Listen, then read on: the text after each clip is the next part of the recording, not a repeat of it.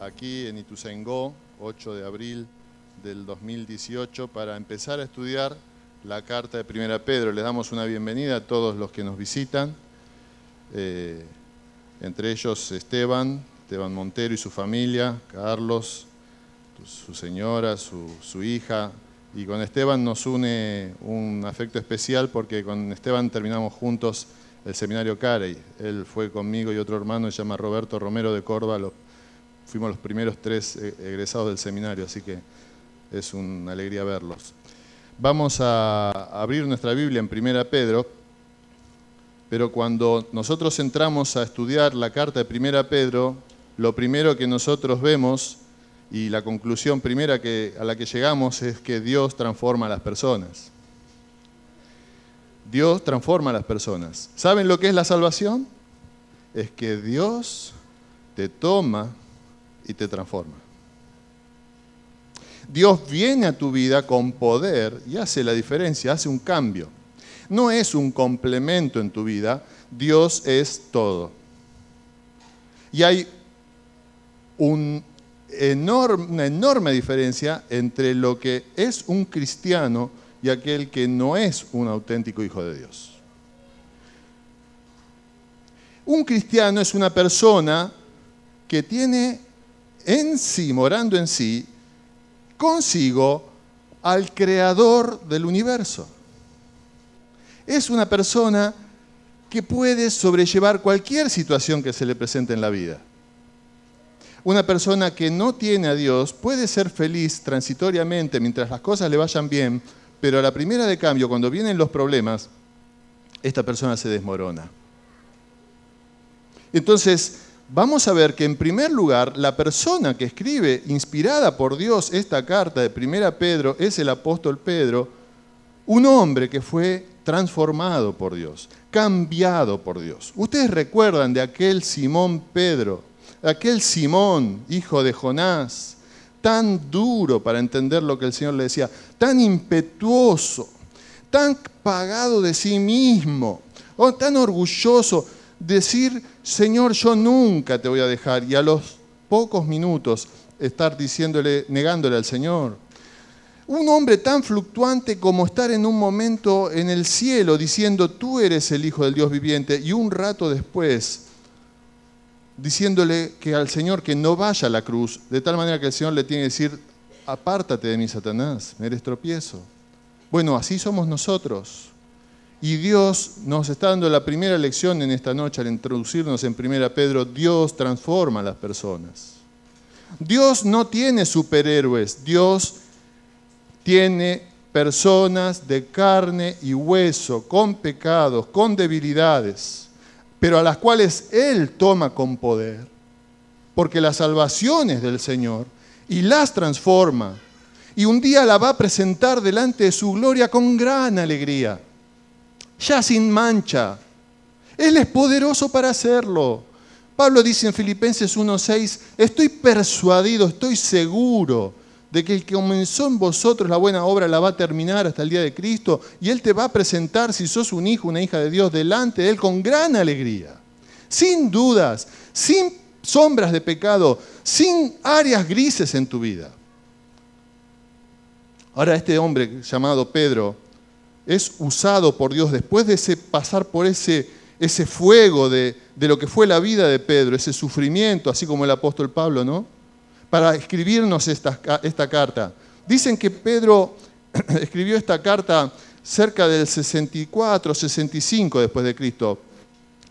¿Ponemos la primera diapo? El autor es Pedro. Cerca del 64, 65 después de Cristo, ya vamos a ver por qué. Y fue poco antes de que él fuera crucificado. Y él fue crucificado, según lo que dice la tradición cristiana, boca abajo, porque dijo, yo no quiero morir como murió el Señor, no soy digno de morir como el Señor. Pero no era eso solo. Cuando antes de él ser crucificado, le obligaron a ver cómo era crucificada su esposa, que lo acompañaba, como dice Pablo en Corintios, en los viajes misioneros. Y cuando esa mujer era llevada a la crucifixión, el apóstol Pedro le dice, acuérdate del Señor, recuerda al Señor. Recuerda al Señor. Y estas palabras que él dijo tienen que ver todo con lo que nosotros vamos a estar viendo en esta noche a modo de introducción. Y es el espíritu de lo que impulsa, lleva a esta carta de 1 Pedro. Porque somos invitados a recordar al Señor, a pensar en el Señor. El contexto, la siguiente, ahí está, fue el incendio de Roma. En el año 64, fines del verano del 64-65 después de Cristo,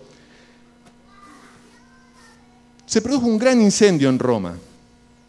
Se destruyeron muchas cosas, muchas personas murieron. Entre las cosas que se perdieron estaban los dioses de los romanos. Y los romanos de repente fueron sacudidos. ¿Qué pasó? Que nuestros dioses a los cuales venerábamos no nos pudieron proteger de este incendio.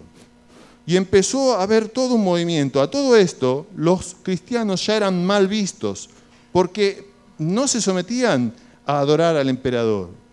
No se sometían a adorar a esos dioses falsos, sino que adoraban a un solo Dios verdadero. Y además procedían de los judíos, habían salido dentro de lo que creían los judíos, y los judíos también estaban mal vistos. Entonces Nerón, que tenía una enfermiza devoción a construir y construir y construir, se piensa que mandó a quemar Roma para poder construir más. Y cuando se vio acorralado porque él había mandado quemar Roma, no tuvo mejor idea que echarle la culpa a los cristianos, correr la voz que habían sido los cristianos. Y comenzó una gran persecución de los cristianos, no solo en Roma. Ahí vemos un dibujo del anfiteatro romano donde los cristianos fueron martirizados, fueron llevados a los leones, fueron crucificados, sino en todo el resto del imperio romano. Entonces, Pedro, ante esa situación, Pedro en ese momento se encontraba en Roma, más o menos 2 años antes de ser crucificado, escribe esta carta. ¿Cuáles son los temas de 1 Pedro? Pedro contesta una pregunta trascendental. La pregunta es la siguiente: ¿cómo vivir victoriosamente en medio de la hostilidad? Y sabes, esto es de mucha actualidad para vos y para mí en el día de hoy. Vos y yo vivimos en un mundo hostil y cada vez, ¿sabés qué? Se va a poner más hostil. Y en la medida que vos te juegues por el Señor, vas a recibir mayor hostilidad. Ahora, en un mundo hostil, el Señor nos dice, en primer lugar, que podemos obtener la victoria. También nos dice el Señor que nosotros, por medio del sufrimiento, podemos, si nosotros nos mantenemos firmes y obedientes al Señor bajo esa aflicción, ser grandes evangelistas. Porque vamos a lograr impactar al mundo que nos rodea. Vos vas a ir al colegio, vas a ir al trabajo, y en esas circunstancias, cuando estás bajo la presión, bajo la burla, bajo el sufrimiento, bajo el escarnio, bajo el quedar de lado, si vos mantenés una conducta cristiana fiel y no dejás de dar ese amor puro al cual nos llama la carta de Pedro, vos vas a hacer un impacto en donde el Señor te puso. Y muchas personas van a conocer a Cristo. Dicen, siempre lo cuento, aquel cristiano que predicaba en la calle y vino un vecino que lo odiaba y lo insultaba y un día se le acercó y lo escupió. Pasó el tiempo y este vecino que lo escupió, que no era cristiano, tenía un negocio. Y cuando el cristiano recibió mucha gente de visita, los mandó a comprar al negocio del inconverso que lo había escupido. Una gran compra. Y eso hizo tal impacto en el inconverso que se acercó con lágrimas a pedirle perdón. Porque él no le había devuelto mal por mal, le había devuelto con amor. Y ese hombre pudo ser evangelizado por el cristiano y terminó siendo un miembro de la iglesia, un cristiano. El amor vence. Y Pedro nos llama a ser amorosos, a sostenernos en medio de un mundo que nos es hostil. Miren, Satanás nos dice 1 Pedro que anda como león rugiente buscando a quien devorar. Muchas veces pensamos que el ataque de Satanás va a venir de forma directa, como un león. Pero ¿sabés? Satanás, una de las estrategias que usa es esta. Manda a sus demonios a buscar cristianos de nombre nada más. Cristianos incoherentes entre lo que creen o dicen creer y lo que viven. entre lo que hay en su cabeza y lo que hay en su corazón. Los busca, los detecta, porque es muy capaz. Es mucho más sabio que nosotros, inteligente. Sabio para inteligencia, ¿no? Y encuentra a esas personas, falsos creyentes o creyentes inmaduros. Y entonces, cuando ve a esas personas incoherentes con la palabra de Dios, les pone un reflector y se los muestra a los incrédulos. ¿Para qué? Para que los incrédulos digan, mira, ¿este es un creyente? Está desacreditando a Dios y a su palabra. Es el enemigo, es el padre de mentira. Por eso es importante que nosotros como cristianos, como nos invita 1 Pedro, nos podamos mantener firme y de esa manera callar a los críticos por el poder de una vida santa. Ahora, Pedro nos va a mostrar dos grandes verdades. Por un lado, que nosotros tenemos una gran lista de bendiciones, una larga lista de bendiciones. Él nos va a mostrar todo lo que nosotros tenemos en Cristo, pero nos va a decir que vamos a tener que pasar por el sufrimiento. Y el sufrimiento, aunque nosotros no queremos pasar por el sufrimiento, y aunque el Señor en el Padre Nuestro nos enseñó a orar que Dios nos guarde de tentación, nos guarde de caer en pruebas, en tentaciones también, el sufrimiento es un instrumento que Dios utiliza. Y nosotros sabemos por experiencia que cuando sufrimos, muchas veces nos acercamos más a Dios que cuando está todo bien. Dijo Lutero, existen 3 cosas que nos enseñan a conocer a Dios. 3 cosas que nos enseñan a conocer a Dios. La Biblia, la oración y el dolor. La Biblia, la oración y el dolor. Alguien por ahí también dijo, la persecución es buena para quienes aman a Jesús profundamente. ¿Escuchás bien? La persecución es buena para quienes aman a Jesús profundamente, pero no es buena para quienes aman a Jesús solo un poco. Pero no es buena para quienes aman a Jesús solo un poco. Cuando vienen las persecuciones, estas personas abandonan al Señor o muestran lo que son realmente. En el sufrimiento, en medio del trato injusto, aquellos que somos hijos de Dios mostramos nuestro documento. Somos ciudadanos del cielo, extranjeros en un mundo hostil. Y Pedro responde así a una pregunta básica. ¿Cómo deben los cristianos lidiar con la enemistad? ¿Cómo deben los cristianos lidiar con la enemistad? La respuesta incluye verdades prácticas, mostrando al Señor Jesucristo como el modelo a seguir,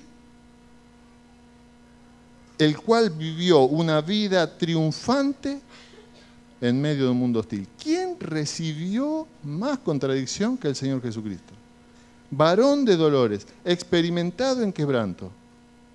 Y sin embargo, Él fue hasta la cruz y toda su vida con una actitud triunfal. No una actitud de soberbia, sino una actitud de victoria. Vos podés, querido hermano, querido amigo, tener una actitud de victoria, lo cual no es lo mismo que ser soberbio. ¿Sabés para quién la victoria es igual a soberbia? Para este mundo, para los que no conocen a Dios. Pero el cristiano humilde es el que es victorioso. Dice al final, 1 Pedro, Dios resiste a los soberbios y da gracia a los humildes. De tal manera que empieza a responder Pedro preguntas prácticas como, ¿necesitamos un sacerdote para interceder por nosotros ante Dios? Sí, por supuesto, tenemos al Señor Jesucristo, pero la salvación incluye más. Dios te ha hecho a vos y a mí, si somos hijos de Dios, sacerdotes. Otra pregunta que responde es, ¿cuál debe ser nuestra actitud para el gobierno secular? ¿Qué con respecto a la desobediencia civil? ¿Cuál debe ser la actitud de un empleado cristiano hacia un jefe hostil? ¿Cómo debe conducirse una dama cristiana? ¿Cómo una esposa creyente puede ganar a su marido incrédulo para Cristo? Mirá, yo quiero que cuando entremos a 1 Pedro, no nos olvidemos nunca que Dios tiene el control. Que Dios tiene el control. El Señor está en control. Poné la siguiente, por favor. ¿Saben qué es esto? ¿Alguien sabe? Es un barco, ¿no? Sí. Pero acá este círculo está mostrando algo. está mostrando esta raya. Yo no sabía lo que era esta raya. ¿Alguien sabe lo que es? Bueno, salvo los que hablé hoy. Esta raya se llama marca Plimsoll. Hace clic. La marca Plimsoll fue impuesta por el gobierno británico en 1876. ¿Saben qué es? Es una marca que es para controlar la carga que lleva el barco. Cuando el barco está demasiado cargado, se hunde más, de tal manera que si la línea del agua llega hasta la marca Plimsoll, ese barco no puede navegar con seguridad, no lo dejan salir. Hay una marca, una línea de seguridad que determina la navegabilidad de ese barco. Esa marca se llama línea Plimsoll. Ahora, en el plano espiritual, hay una marca Plimsoll en cada uno de nosotros. Un nivel o límite de cargas que podemos llevar. Dios la conoce. Dios conoce cuál es tu línea Plimsoll. Y Dios te va a mantener a flote.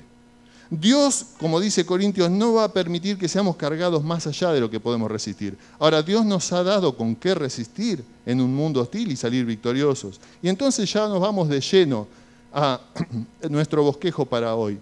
Pero antes quiero decir una frase de David Platt. David Platt dijo, nada nos sucederá en este mundo que se escape de la buena voluntad de un Dios soberano. Nada nos sucederá en este mundo que se escape de la buena voluntad de un Dios soberano. Y Pedro nos va a equipar para vivir en medio de un mundo hostil. ¿Cómo lo va a hacer? Bueno, nos va a dirigir con nuestra mirada a la eternidad pasada, nos va a dirigir nuestra mirada hacia el presente y va a dirigir nuestra mirada hacia el futuro. Hacia el pasado, la eternidad pasada, el presente y el futuro. Miramos al pasado y encontramos que Pedro nos empieza diciendo, ahí está, hablando de nuestra elección, dice Pedro, apóstol de Jesucristo, versículo 1, capítulo 1, a los expatriados de la dispersión en el Ponto, Galacia, Capadocia, Asia y Bitinia, elegidos según la presciencia de Dios Padre, en santificación del Espíritu, para obedecer y ser rociados con la sangre de Jesucristo, gracia y paz os sean multiplicadas. ¿Qué está diciendo Pedro? Pedro está poniendo un cimiento. Anda para atrás, por favor. Gracias. En la eternidad pasada Dios puso el cimiento de nuestra seguridad. ¿Cuál es la seguridad del creyente? Que el cristiano es un escogido, es un elegido por Dios. Ya vamos a ver esto más en profundidad en los próximos domingos. Pero la base, saber que Dios te amó desde la eternidad y te eligió, eso nos da seguridad. No solo nos da seguridad, nos humilla delante de Él. Dice Spurgeon, la doctrina de la elección de Dios es la doctrina más despojadora en el mundo. Nadie que sea humilde ante Dios, que se humilla porque se da cuenta, Señor, me elegiste desde la eternidad para ser tu hijo, puede tener una actitud soberbia.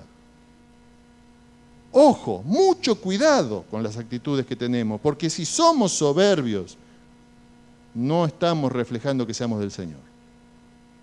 Si sos del Señor, esta palabra te tiene que traer a la consideración que no tiene que haber en vos ni una pizca de soberbia, porque no hay mérito tuyo alguno para que hoy puedas ser un hijo de Dios y estar sentado acá. Es todo por gracia de Dios, todo porque la salvación es de Jehová. Y Él te salvó y te trajo y te sentó, te besó, te puso el anillo, como dice la parábola del hijo pródigo, y te sentó a la mesa. Habiendo antes sido su enemigo, Dios te sentó a la mesa como su hijo. Ahora, él se refiere a los que va dirigida esa carta como los expatriados de la dispersión. ¿Quiénes son estos? En resumidas cuentas, son cristianos que estaban siendo perseguidos por todo el mundo. Pero esta carta va dirigida puntualmente a los cristianos que estaban en estos lugares, ¿no? En Asia Menor, lo que hoy es Turquía, Ponto, Galacia, Capadocia, Asia y Bitinia. Y es como que de alguna manera Pedro les está diciendo, miren, ustedes viven en esos lugares, es indudable. Tienen una ciudadanía terrenal, son de esas provincias, pero ustedes tienen una ciudadanía celestial. Y ustedes son peregrinos, como dice luego en la carta. Ustedes están de paso. Si ustedes viven la vida de tal manera que consideren que esto es un pasar nada más, camino a la verdadera patria celestial, los sufrimientos de esta vida terrenal van a hacerse más chiquitos. Entonces, Pedro nos invita a mirar al pasado y ver que en la eternidad pasada fuimos elegidos por Dios. Y eso nos da paz. ¿Y quién está en la eternidad pasada? El Señor Jesucristo. Estableciendo ese pacto con Dios, ese plan con Dios, de venir a buscar, hacerse hombre y morir en una cruz por mis pecados y tus pecados. Vemos al presente. ¿Y en el presente qué encontramos? Vemos que en el Señor Jesucristo tenemos una gran salvación. Una gran salvación. Eso lo encontramos en los versículos 1-12. Y esta gran salvación vamos a encontrar, en primer lugar, que fue profetizada. Ya vamos a abundar luego en esto, pero fue profetizada por los profetas.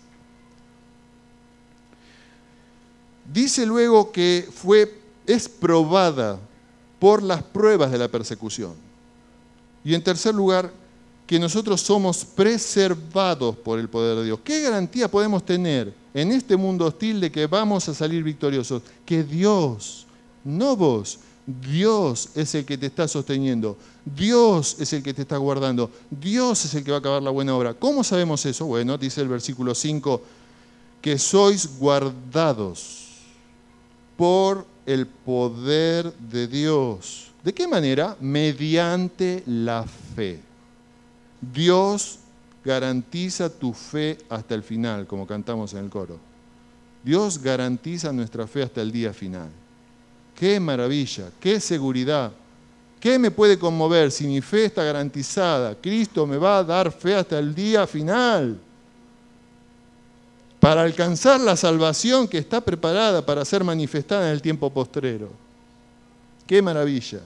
Ahora, tener una gran salvación como esta nos lleva a consecuencias. Nos lleva a consecuencias. ¿Cuáles son esas consecuencias? Las vemos a partir del versículo 13 del capítulo 1. Nos dice que debemos perseverar en santidad. Dice el versículo 16, sed santos porque yo soy santo. También nos dice que debemos peregrinar, considerarnos peregrinos por este mundo, peregrinar con temor de Dios. Nos dice el versículo 17, capítulo 1, y si invocáis por Padre aquel que sin acepción de personas juzga según la obra de cada uno, conducíos en temor todo el tiempo de vuestra peregrinación. Peregrinar con temor. ¿De los hombres? No, del Señor. ¿A quién se debe temer? Dijo el Señor Jesús. Deben temer a Dios, no a los hombres. ¿Qué te puede hacer el hombre? ¿Matarte? Nada más. Pero hay alguien que te puede echar al infierno. Tomate las cosas de Dios muy en serio. Tomate tu relación con Dios muy en serio, porque es a Él a quien se debe temer. Dice Oswald Chambers, la remarcable cosa acerca de Dios es que cuando le temes a Dios, no temes a nada más. Y cuando no le temes a Dios, le temes a todo lo demás.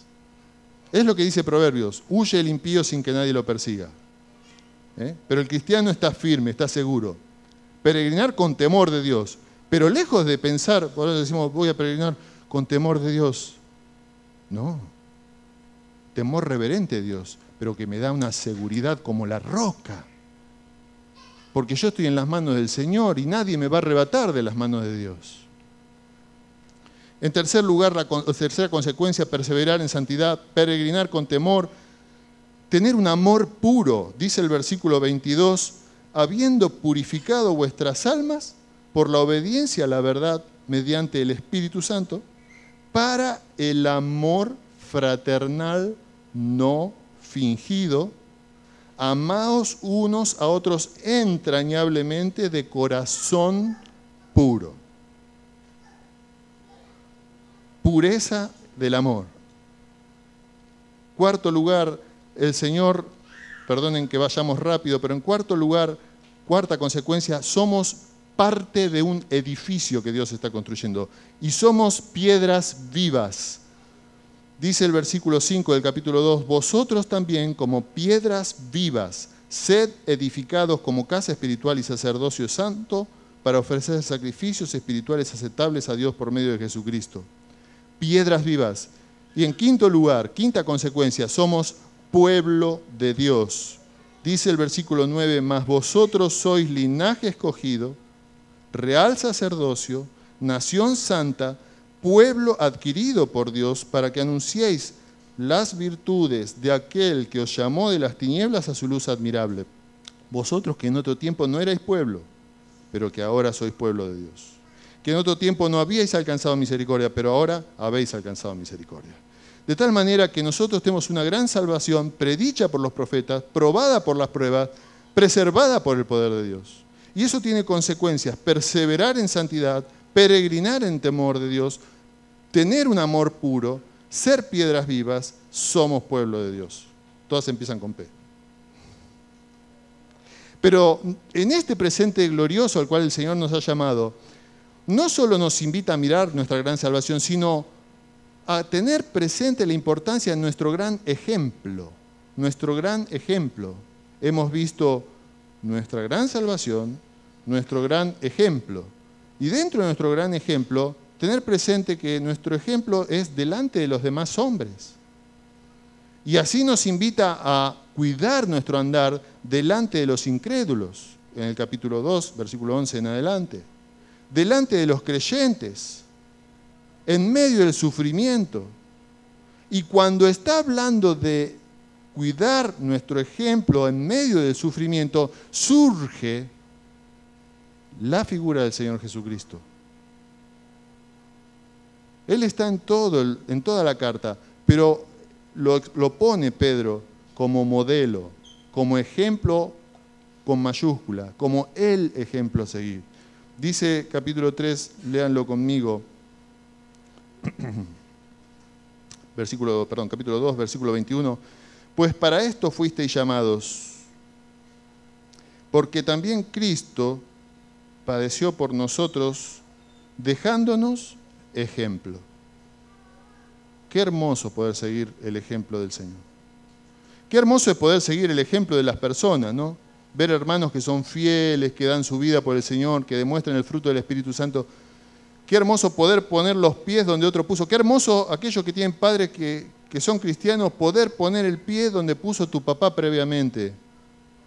Pero qué maravilloso es poder poner los pies donde el Señor Jesucristo los puso. Aunque esas pisadas te lleven a la cruz. ¿Estás dispuesto a poner tus pisadas donde las puso el Señor Jesucristo? ¿Estás dispuesto a seguirlo o estás dispuesto a seguirlo como Judas? 3 años y medio, pero 2 minutos antes de la crucifixión lo negó. Hay una canción vieja, no sé si vive el hermano, a mí me gustaba mucho cómo la cantaba él, que decía, hoy fui a recorrer los caminos que el Señor recorrió, más o menos así. Y fue por todos los lugares, y fue por donde el Señor pisó. Pero llegó al Gólgota, y fue con Él también. Pero solamente el Señor Jesucristo subió a la cruz. Solamente el Señor Jesucristo subió a la cruz. Él es nuestro ejemplo. Él es a quien tenemos que mirar. Él es el único a quien mirando tenemos la seguridad total de victoria en esta vida y poder salir victoriosos en medio de un mundo hostil. Ser cristiano no es una vida de comodidad, ¿verdad? Ser cristiano implica muchas luchas, muchas luchas. Hay personas que dicen, que predican un evangelio donde dicen, vení a Cristo y todo te va a ir bien. No es así. No es así, no es real. Si esto fuera así, estaría mal muchas cosas en la Biblia, ¿verdad? Dice John Piper, escucha bien esta frase, me gusta mucho. Si el amor de Dios por sus hijos se midiera por nuestra salud, riqueza y comodidad en esta vida, si el amor de Dios por sus hijos se midiera por nuestra salud, riqueza y comodidad en esta vida, Dios odiaba al apóstol Pablo. Dios odiaba al apóstol Pablo, porque Pablo sufrió persecución, encarcelamiento, flagelación, necesidades, incomodidades. Pero no solo Pedro nos hace mirar hacia el pasado, hacia esa gloriosa verdad de nuestra elección pasada. Dios, por medio de Pedro, no nos hace solo ver a nuestro presente y ver que tenemos una gran salvación y un ejemplo maravilloso a seguir en el Señor Jesucristo. No solo nos habla de la importancia práctica de ser ejemplo a los demás en nuestro presente que nos toca vivir, sino que lleva nuestra mirada al futuro. Lleva nuestra mirada al futuro, a la venida del Señor Jesús. Dice el capítulo 4, versículo 7, mas el fin de todas las cosas se acerca. Sed pues sobrios y velad en oración. Mas el fin de todas las cosas se acerca. Sed pues sobrios y velad en oración. Y en esta última parte, Pedro nos va a dar 4 cosas, 4 conceptos que quiero que nos llevemos en esta noche, teniendo presente nuestra gran esperanza, que nuestro Señor regresará. La primera es que seamos responsables. Y allí Pedro nos dice que nosotros debemos llevar una administración fiel. Dice como mayordomos. Debemos llevar una administración fiel. Pero ¿cómo es una administración fiel? Una administración amorosa, dice. Que cada uno ministre a los demás conforme a lo que tiene con amor. Como buenos administradores de la gracia del Señor. ¿Por qué? Porque siempre apuntando a que el Señor vuelve, ¿no? Y estos 4 puntos que vamos a ver al final son todos a la luz de que el Señor vuelve. ¿Por qué debemos ser administradores fieles? Porque un día vamos a dar cuenta. Porque un día vamos a dar cuenta. Todo esto lo dice en la carta. La segunda cosa que nos muestra Pedro, inspirado por el Señor, es que hay una recompensa, que hay un gozo esperándonos en el presente y en la eternidad, porque el Señor Jesucristo se va a revelar. Cuando el Señor Jesucristo se revele, dice, para que ustedes tengan gozo en ese día. Ustedes pueden tener una vida victoriosa, porque miran a la eternidad pasada y encuentran que Dios los eligió. Miran al presente y se dan cuenta cuán ricos son en el Señor. Y tienen un ejemplo a seguir en el Señor Jesucristo, pero miran al futuro y se encuentran un tesoro incalculable que se les viene, porque son hijos de Dios. Y eso nos lleva a ser responsables, eso nos lleva a ya casi gustar ese gozo de la recompensa final. En tercer lugar, establece los requisitos de los líderes. ¿Qué dice de los líderes? Deben ser ejemplos de ánimo. Ejemplos de ánimo. Deben ser personas que con su vida te sostienen, porque tienen su vida fundada en el Señor Jesucristo. No son personas que se acercan a vos y te destruyen. Son personas que vos te podés apoyar en ellos, porque te pueden dar sostén. Hombres, somos llamados a ser líderes para nuestras mujeres. Y dice allí en la Biblia, en el Antiguo Testamento, que sea tu mujer como una vid. Una vid es una planta que se apoya contra algo. Se apoya contra esa pared que sos vos, que soy yo. Y en la iglesia, líderes son personas a las cuales uno puede recurrir. Personas que te van a dar un sostén. Personas que cuando vos te acercás no te van a decir, ¡ole! Y pasaste largo. Ni mucho menos paredes en las cuales cuando te apoyás se te caen encima y te aplastan. Imagínense una vid que se apoya contra una pared y la pared se le viene encima y la aplasta. ¿Cómo puedes ser un líder si sos una pared que aplasta a los demás? En cuarto lugar, nos enseña la realización de la vida cristiana, de la victoria cristiana. ¿Cómo conseguir esa victoria cristiana? Justamente el camino inverso, siendo humildes. Dice que Dios resiste a los soberbios, pero da gracia a los humildes. Es feo que te resistan, ¿no? Es feo llegar a un lugar y que te resistan. Es difícil. Como cristianos sabemos que tenemos resistencia. Aún dentro de la iglesia podemos tener resistencia a veces. Pero qué feo y horrible es que Dios te resista. Qué difícil es estar luchando en tu vida contra Dios. ¿No es hora de que te rindas? ¿Por qué no analizás tu vida en esta noche y decís, Señor, hay cosas que no entiendo que me están pasando?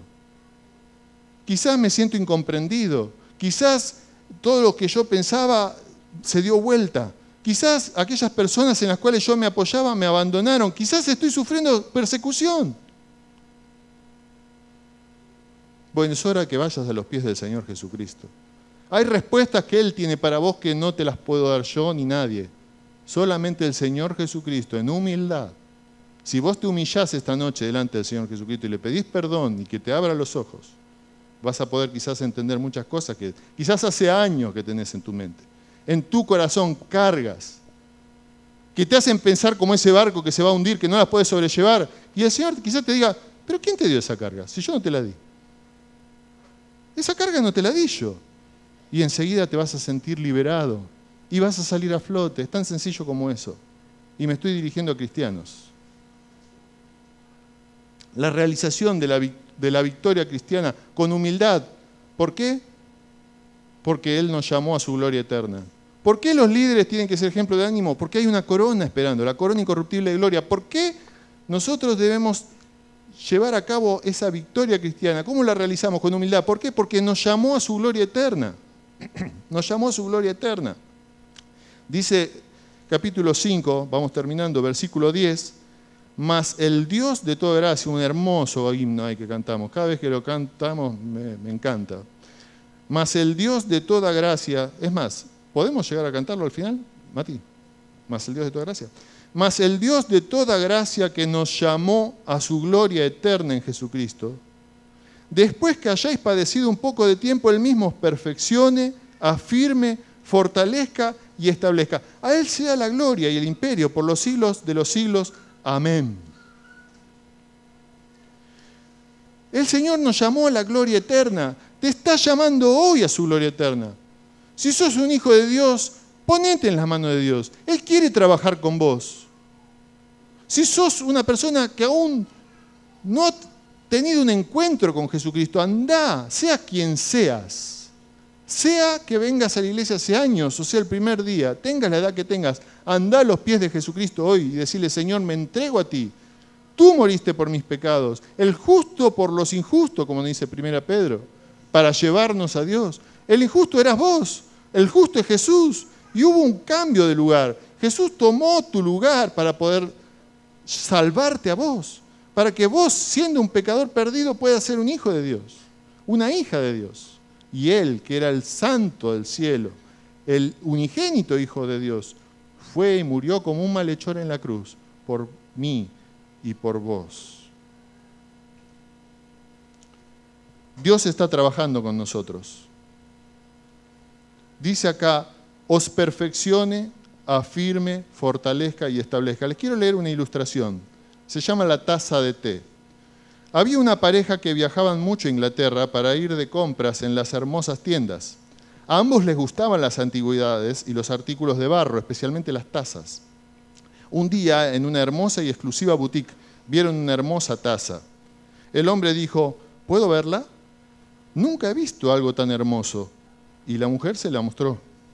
Mientras ella se la daba, la taza de repente empezó a hablar. Es que usted no entiende, dijo la taza. No siempre he sido una taza de té. Hubo un tiempo donde yo era roja y era de barro. Mi maestro me tomó y me enrolló y me pegó una y otra vez. Y yo grité, déjame en paz. Pero él solo sonrió. Todavía no. Luego me pusieron en una rueda que daba vueltas, dijo la taza. Y de repente di vueltas y vueltas. Vueltas y vueltas. ¡Párale! Me estoy mareando, grité.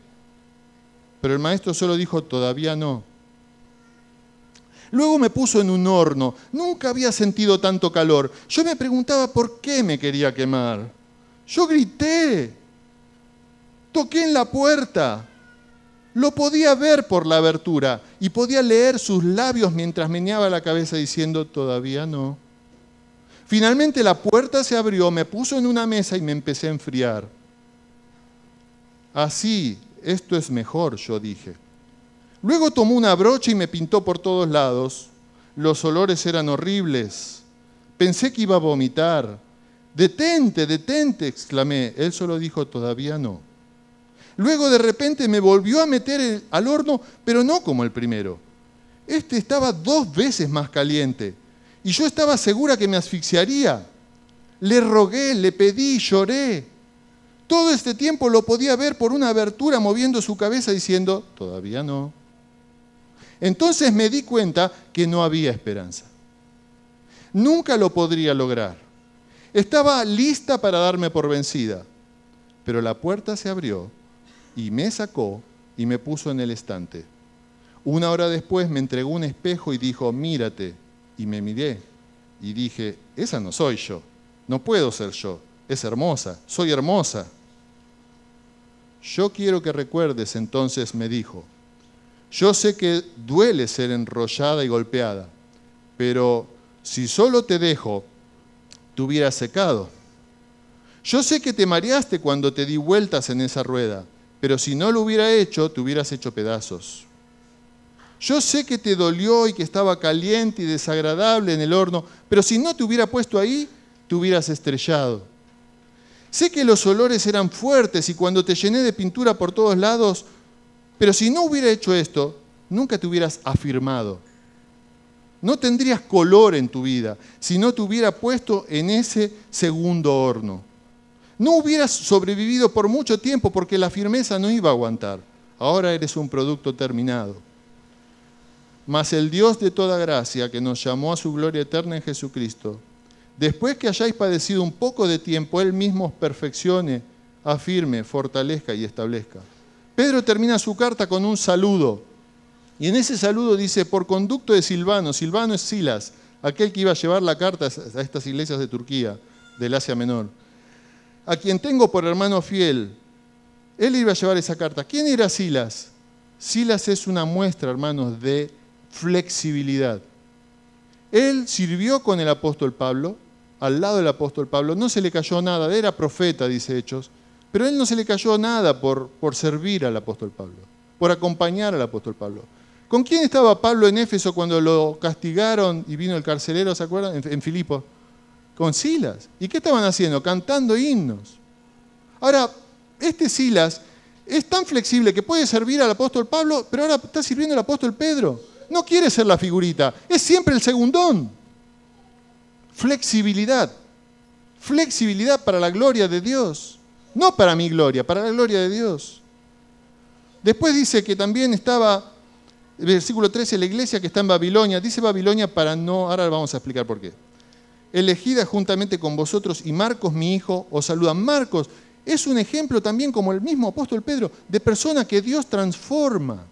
¿Se acuerdan del primer viaje de misionero de Pablo? ¿Qué hace Marcos? Sale con Pablo y Bernabé y Marcos los deja. Cuando van a querer salir del segundo viaje misionero, Bernabé, como era el primo de Marcos, lo quería llevar y Pablo dijo, no, este ya nos dejó en el viaje anterior. Hubo tal disensión entre ellos que se separaron Pablo y Bernabé.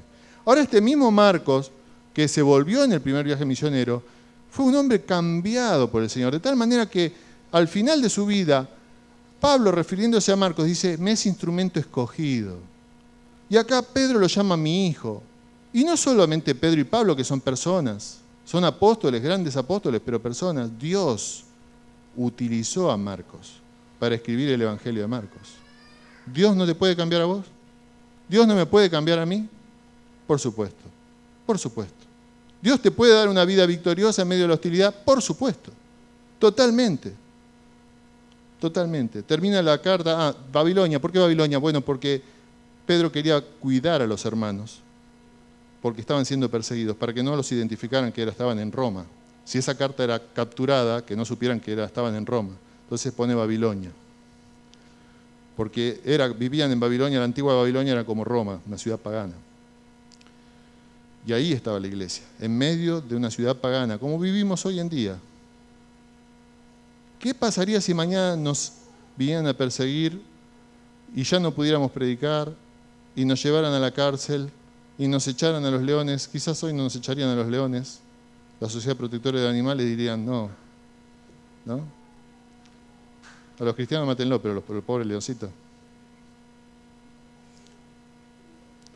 ¿Qué haría? ¿Cuántos quedaríamos hoy? ¿Cuántos quedaríamos? Termina la carta con una frase en el versículo 14 del capítulo 5. Paz sea con todos vosotros los que estáis en Jesucristo. Amén. Fíjate, es una carta dirigida a personas que están sufriendo. Los invita a mirar al pasado, la eternidad pasada, y gloriarse en su elección, al presente glorioso, que son hijos de Dios, que tienen el ejemplo del Señor Jesucristo, al futuro y mirar todo lo que les espera, porque van a rendir cuentas, porque hay una corona, etcétera, etcétera, porque el Señor vuelve. Pero les dice, miren, en medio de todo ese sufrimiento hay paz, hay paz, hay paz, hay paz. Paz, pero ¿para quién hay paz? Paz para todos los que estáis en Cristo Jesús, en Jesucristo. Hay paz para aquellos que estamos en el Señor Jesucristo. Que Dios nos acompañe en este estudio de 1 Pedro. Oremos. Señor, te damos gracias por la maravilla de tu palabra, porque podemos, Señor, contar contigo, porque estamos en el hueco de tu mano y nunca nos vas a dejar. Ahora, humildemente, Señor, te pedimos perdón de nuestros pecados. Te pedimos, Señor, que tú nos transformes como esa taza. Señor, nos cuesta pedirte que pasemos por sufrimiento. Pero si tú en tu soberanía, Señor, determinas que ese sea nuestro camino, ¿qué podemos decirte? Si tú eres hermoso, si tú eres glorioso, santo, amoroso, creíble, confiable, fiel. Oh Señor, te adoramos, nos postramos ante ti y te rogamos que nos des una vida victoriosa en medio de un mundo hostil. Te pedimos, Señor, que nos transformes. Hay tantas cosas que necesitan ser transformadas por ti en nuestra vida. Padre Santo, moldéanos. Queremos ser como tu Hijo Jesús. En su nombre oramos. Amén.